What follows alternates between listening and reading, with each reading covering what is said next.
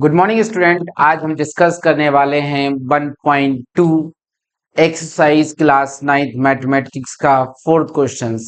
It's very simple questions और आइए समझते हैं कि इस क्वेश्चंस में वास्तव हमें करना क्या है।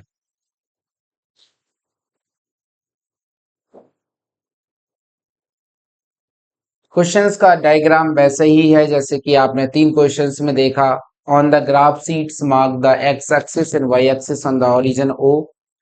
आप ये समझ पा रहे हैं। फ्रॉम 7 -7, 0 टू 13, 0 और x एक्सिस पे 0, -15 से 0, 12 on the y axis. 1 is centimetre 1 unit के इक्वल है। Answer the questions. एक फिगर है किसी एक घर का।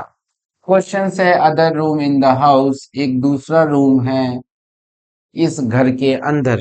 तो पहला क्वेश्चन क्या आता है, कह रहा है Ryan rooms door lead from dining room which has the length. एक रूम है रेयान का जिसमें हम कह सकते हैं कि डाइनिंग रूम का उसकी जो लेंथ है वो 18 फीट है और ब्रेथ जो है 15 फीट है। The length of the dining room extends from point P to A. जो पी से लेकर के ए तक उसकी लेंथ को एक्सटेंड किया गया है एक पॉइंट्स को। और scratch the dining room and mark the coordinate of its corners. आपको डाइनिंग रूम बनाना है और उसके कोऑर्डिनेट को रिप्रेजेंट करना है। बहुत सिंपल क्वेश्चंस है। तो आपको देखिए कि क्या कह रहा है कि पी से लेकर के ए तक की कोऑर्डिनेट है, मतलब एक साइड आपके पास ये है और उसके बाद इसके ऊपर तो पॉसिबिलिटी नहीं है, इसके नीचे ही हमारे पास, क्योंकि ये वाले पॉइंट लेने हैं तो इसके नीचे ही हम कहीं ना कहीं डाइनिंग रूम बनाएंगे। तो आइए हम इसे ग्राफ में की जगह यहाँ पे सॉल्व कर लेते हैं। आइए देखिए ध्यान से समझना। नॉर्मली यदि मैं P से लेता हूँ तो P के पॉइंट्स आपके पास क्या हैं। P के पॉइंट्स यहाँ पर आपके पास -6 है और -5 यहाँ आएंगे। उसके बाद -4, -3 और -2 और -1। फिर 0 आएगा। 1 2 3 4 5 6 7 8 9 10 11 12। मतलब यहाँ पर आपके पास ये पॉइंट आएगा जो 12 है।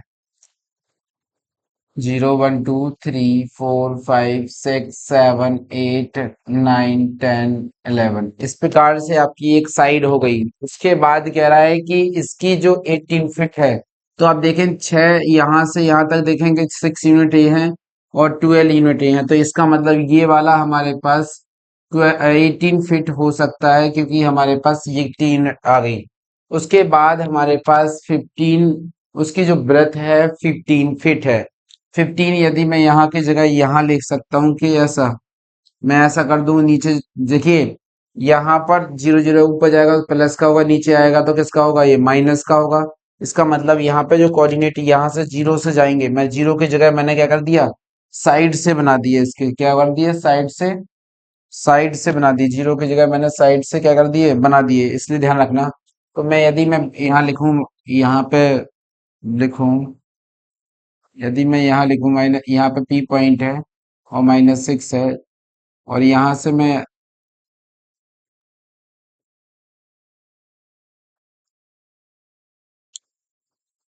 यहाँ पे आपका P पॉइंट है, -6 यहाँ बना दिया और यहाँ से मैं कंटिन्यू करूँ लाइन नीचे। तो इसका मतलब हुआ कि मेरे पास जो पॉइंट होंगे वो यहाँ से बना सकता हूँ -1 -2 -3 -4 -5 -6।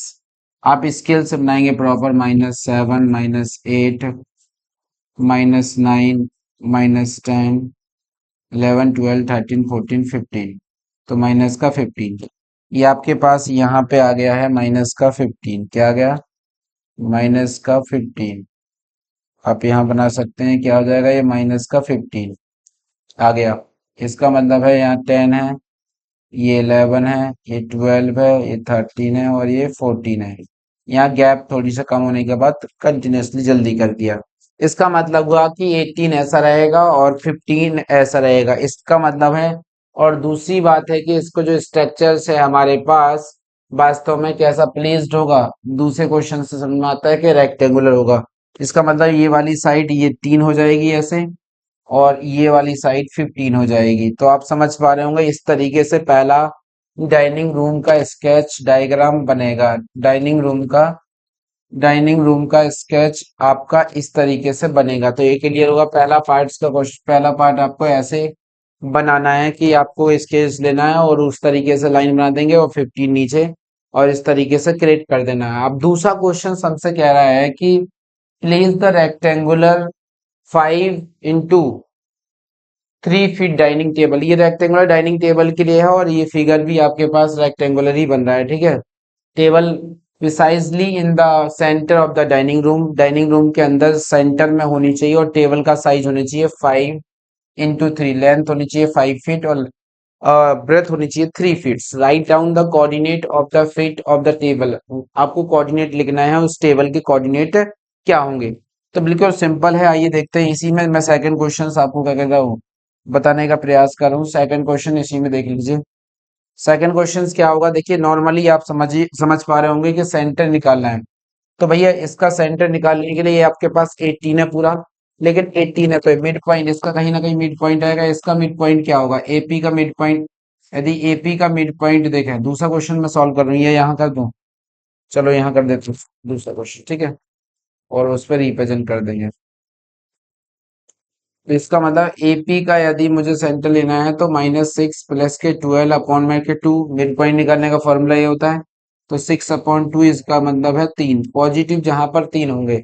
पॉजिटिव 3 आपके पास यहाँ है, यहाँ से कहीं ना कहीं सेंटर आ रहा होगा। अब इस लाइन पर कहीं ना कहीं ये सेंटर क्या होगा, पड़ेगा। उसके बाद हम देखते हैं दूसरी साइड हमारे पास कितनी है, 15। तो जिसका नाम दे देते हैं हम यहाँ पे क्यू दे देते हैं। इसका मतलब है पी क्यू। तो हमारे पास -15 प्लस 0 कर सकते हैं या 15 का हाफ करेंगे इसका, तो माइनस का 7.5। तो माइनस का 7.5 यहाँ पड़ेगा, इसका मतलब ये लाइन कहीं ना कहीं जाएगी। इस तरीके से ये वाला जो पॉइंट होगा हमारा सेंटर पॉइंट होगा, जिसे हम नाम देते हैं ओ। ये ओ डैश कर लेते हैं, ओ ऑलरेडी है। तो ये आपका सेंटर हो गया, लेकिन आपको इस सेंटर में दी डाइनिंग टेबल को लगाना है। क्या लगाना है, डाइनिंग टेबल को लगाना है। डाइनिंग टेबल को लगाना है तो आप क्या कर सकते हैं कि कितनी डाइनिंग टेबल की ब्रेथ होनी चाहिए। तो इसका मतलब है कि लेंथ है आपके पास कितनी, 5 फीट। 5 फीट लेंथ है, तो इसका मतलब 2.5 फीट इस साइड जाएगा आपका और 2.5 फीट इस साइड जाएगा। इसका मतलब 2.5 सेंटीमीटर यहाँ बढ़ जाएगा और 2.5 सॉरी फीट यहाँ बढ़ जाएगा। इसका मतलब यहाँ पे अभी पॉइंट जो आ रहा था इसका वो 3 आ रहा था, 3 से इस साइड जाएगा तो कम हो जाएगा। मतलब क्योंकि इस साइड जाएगा तो कम हो जाएगा, तो इसका मतलब 2.5 कम हो जाएगा यहाँ पे। तो 0.5 के समथिंग कुछ आएगा यहाँ पे, ठीक है। और इसके बाद है आपके पास यहाँ से लेकर यहाँ तक जो ब्रेथ है आपकी 3। तो 1.5 यहाँ यहाँ पे जाएगा और 1.5 यहाँ जाएगा। इसका मतलब है कि ये पॉइंट अभी आपके पास 7 आ रहा था, कितना आ रहा था, 7। में 1 पॉइंट कम करेंगे, 1.5 कम करेंगे तो 5.5 आएगा। इसका मतलब यहाँ पे जो लाइन आई होगी हमारे पास, जो पॉइंट आया होगा 5.5 आएगा। यहाँ पे लाइन ड्रॉ की जाएगी एक। फिर इसमें 1.5 ऐड कर दीजिए 7 में, तो 8.5 के समथिंग में आएगा। तो इसका मतलब यहाँ आएगी कोई लाइन ऐसी। अब इस साइड जाएंगे आप तो 3 में 2.5 ऐड करेंगे तो 4, 5, 5.5, 5 पॉइंट कुछ आएगा।